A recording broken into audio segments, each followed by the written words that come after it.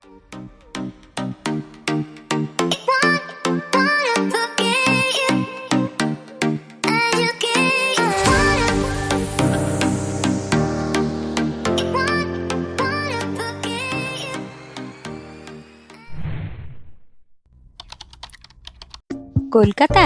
প্রচণ্ড গরমের মধ্যে চোখ বন্ধ করলেই দেখতে পাচ্ছিলাম সবুজ চা বাগান, পাইন গাছের সারি দেওয়া পাহাড়ি পথের বাঁক, পাহাড়ি নদী। কিন্তু মন চাইলে কি হবে, গরমের ছুটিতে টিকিট পাওয়া দুষ্কর। তাই এবার আমরা ঠিক করলাম 4 চাকা নিয়েই রওনা হব জলপাইগুড়িতে। আমরা কল্যাণী হাইওয়ে দিয়ে সোজা বেশ কিছুটা রাস্তায় এসে বড়জাগুলি থেকে বাঁদিকে ঘুরে ন্যাশনাল হাইওয়ে 12 ধরে সোজা কৃষ্ণনগর দিয়ে বহরমপুরের দিকে যাচ্ছি। ঘন অন্ধকার চারিদিকে, আর রাত্রেবেলা রওনা দেবার একটাই কারণ, সেটা হলো রাত্রেবেলা হাইওয়েটা ফাঁকা থাকে, লরির জ্যামটা অনেকটাই কম থাকে। এবার বেশ কিছুটা রাস্তা বহরমপুর বাইপাস দিয়ে আস্তে আস্তে আমরা পেয়ে গেলাম পাপ্পুদা ধাবা বলে একটা ধাবা, এবং এখানে একটুখানি দাঁড়িয়ে চা খাবো বলে ঠিক করলাম। রাত প্রায় 2-2:30 বাজে, কিন্তু বেশ লোকজন দেখা যাচ্ছে। আমরা এখন এসে গেছি নবগ্রাম পাপ্পুদা ধাবাতে। দেখেছো নিশ্চয়ই আমরা স্টার্ট করেছিলাম 12টার সময়, এবং এখন আপাতত অনেকটা রাস্তায় এসে গেছি। বহরমপুর ক্রস করে চলে এসেছি আমরা মোরগ্রামে। রাস্তাটা ফাঁকা থাকাতে আমরা কিন্তু প্রায় 2.5-3 ঘন্টার মধ্যে বহরমপুর পৌঁছে গেছি। রাত্রে আসার কিন্তু এটা একটা সুবিধা। বহরমপুর বাইপাস দিয়ে এগোতে এগোতে এসে গেলাম আহিরন ব্রিজ। এটা জঙ্গিপুরে, নিচে দিয়ে বয়ে চলেছে গঙ্গা। এই ব্রিজটা সকালবেলা হলে আরো অনেক সুন্দর লাগতো, কিন্তু এতটা দূরের পথ তো রাত্রেবেলা না বেরোলে অনেক দেরি হয়ে যাবে, কারণ সকাল হলেই না সারা রাস্তায় এত জ্যাম থাকে। কি সুন্দর এই বাইপাসের এই জায়গাটা, ভীষণই সুন্দর। দেখো গাড়ির গতি 86, 86-90-তে প্রায় চলছি আমরা। দেখতে দেখতে কালিয়াচক এসে গেল। কালিয়াচক পেরিয়ে আর বেশ কিছুটা রাস্তা গেলেই কিন্তু এবার পাবো আমরা ফারাক্কা ব্যারেজ। আকাশটাও পরিষ্কার হয়ে আসছে, ফারাক্কাতে উঠে পড়েছি। নিচ দিয়ে বয়ে চলেছে গঙ্গা। এই গঙ্গাই যখন বাংলাদেশে ঢুকে যাচ্ছে পদ্মা নাম নিয়ে। ফারাক্কা ব্যারেজে 109টি লক গেট আছে। রাতে ট্রেন ধরে যতবারই জলপাইগুড়ি গেছি, কখনো কিন্তু এই ফারাক্কাটা দেখতে পাইনি, কারণ ফারাক্কা ব্রিজটা রাত্রেবেলা ক্রস করে। আর এবার গাড়িতে যাওয়াতে ভোরের আলোয় চোখ ভরে সুন্দর করে দেখে নিলাম এই ফারাক্কা ব্যারেজটিকে।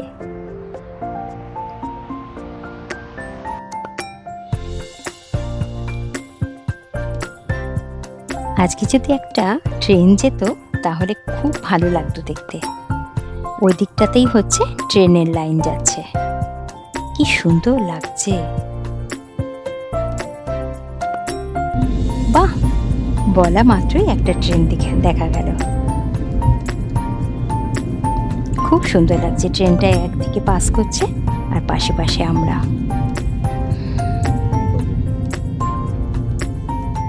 হাইওয়ে ধরে আমরা এগিয়ে চলেছি মালদার দিকে। মালদা ক্রস করতেই আমরা পেয়ে গেলাম আর একটা সুন্দর ধাবা, সেটার নাম হচ্ছে পরদেশি ধাবা। এখানেও যারা রোড ট্রাভেল করেন তারা দাঁড়িয়ে ব্রেকফাস্ট করে নিতে পারেন। আমরা ওইখানে ব্রেকফাস্টের জন্য এবং একটু ফ্রেশ হওয়ার জন্য চলে এলাম। ভেতরটা খুব সুন্দর সাজানো গোছানো, পরিষ্কার পরিচ্ছন্ন। মালিকের সাথে একটু কথা হয়ে গেল।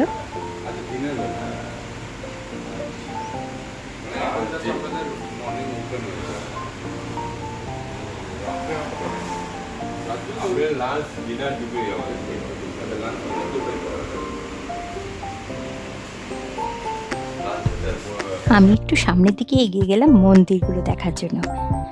কালী ঠাকুর, গোপাল, এখানে গণেশ ঠাকুর, বালাজি। খুব ভালো লাগলো, সকালবেলা মনটা খুব সুন্দর হয়ে গেল। এবার চলে এলো আমাদের ব্রেকফাস্ট, লুচি, আলুর তরকারি, একটা মিষ্টি আর একটু আচার। ব্রেড, ডিম টোস্ট এগুলো পাওয়া যায়। খুব সুন্দর টেস্টি খাবার খেয়ে আমাদের গাড়ি আবার এগিয়ে চলল রায়গঞ্জ বাইপাস ধরে।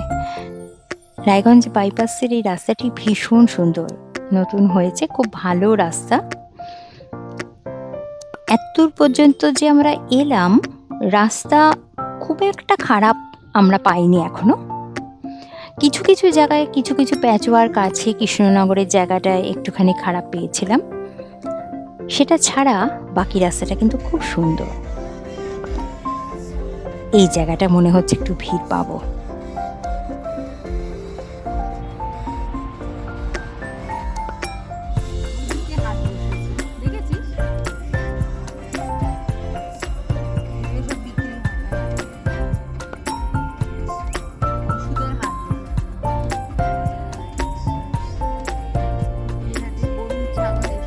আজকে নিজের গাড়িতে আসার জন্য 6টি জেলা, 24 পরগনা, নদিয়া, মুর্শিদাবাদ, মালদা, উত্তর দিনাজপুর ছুঁয়ে জলপাইগুড়ি যেতে পারছি।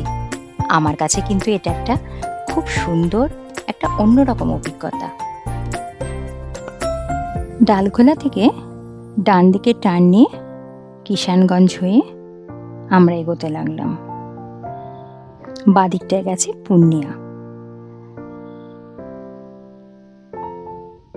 রায়গঞ্জ টোল পার হয়ে আমরা চলতে লাগলাম। ডালখোলা থেকে ঘোষপুকুর পর্যন্ত বেশ কিছুটা রাস্তা খারাপ পেয়েছিলাম, ওখানে রাস্তার কাজ এখনো চলছে। তারপর যখন এই ইসলামপুর হাইওয়েটা, এই বাইপাসটা ধরা হলো, এখানে রাস্তাটা ওহ মনোরম, ভীষণ ভালো লাগছে।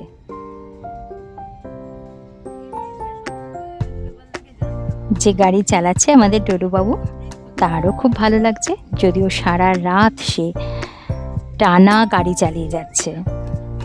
তবুও রাস্তা ভালো পেলে কি হয়, গাড়ি চালকের, পাইলটের মনটা একদম খুশিতে ভরে ওঠে। এবার আমরা চলে এলাম কিন্তু প্রায় জলপাইগুড়ির কাছাকাছি। এখন আমরা মহানন্দা ব্যারেজ ক্রস করছি।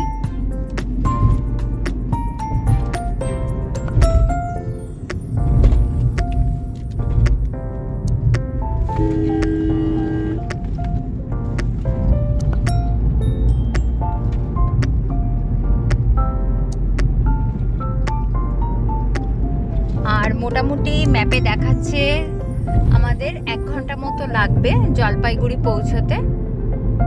সব মিলিয়ে দেখা গেল আমাদের মধ্যমগ্রাম থেকে আসতে 11.5 ঘন্টা মতো লাগলো সময়। রাস্তা ভালো, কিছু কিছু জায়গায় যেমন কিষানগঞ্জের জায়গাটা একটুখানি খারাপ ছিল, নইলে রাস্তা ভীষণই ভালো। আর আজকের ওয়েদারটাও আমাদের জন্য খুব ভালো হয়েছে। তো প্রায় এসেই গেছি, অনেকটাই দূর যাত্রা পথ আমাদের। আর কিছুক্ষণ পরেই চলে আসবো, আর 1 ঘন্টা জার্নি করলেই পৌঁছে যাব আমাদের গন্তব্যে। ফুলবাড়ির রাস্তা ধরে আমরা জলপাইগুড়িতে ঢুকে গেছি এবং দেখাচ্ছে ম্যাপে আর মোটামুটি 15 মিনিটের মধ্যে আমরা ঢুকে যাচ্ছি। তো সেই জন্য আজকের ভিডিওতে আপনাদের পুরো জার্নিটা দেখালাম। আশা করি আপনাদের কাজে লাগবে। যারা এভাবে বাই রোড আসতে চান জলপাইগুড়ি, তাদের নিশ্চয়ই কিছু উপকার হতে পারে। চ্যানেলটি ভালো লাগলে এবং আমার ভিডিও ভালো লাগলে অবশ্যই সাবস্ক্রাইব করে দেবেন। Thank you. দিনের বেলা আসলে এই যাত্রার সময়টা কিন্তু আপনারা 1 থেকে 2 ঘন্টা বেশি ধরে রাখবেন, কারণ অনেক জায়গাতেই বাজার বসে যায়, মানে আপনার লোকালিটিতে রাস্তায় জ্যাম থাকে, এইসব কারণে সেক্ষেত্রে কিন্তু দিনের বেলা যদি বেরোন তাহলে কিন্তু আপনাদের মোটামুটি 12.5 থেকে 13 ঘন্টা লাগবে কলকাতা থেকে জলপাইগুড়ি পৌঁছতে। আজকে তাহলে এখানেই শেষ করছি ভিডিওটি। টাটা।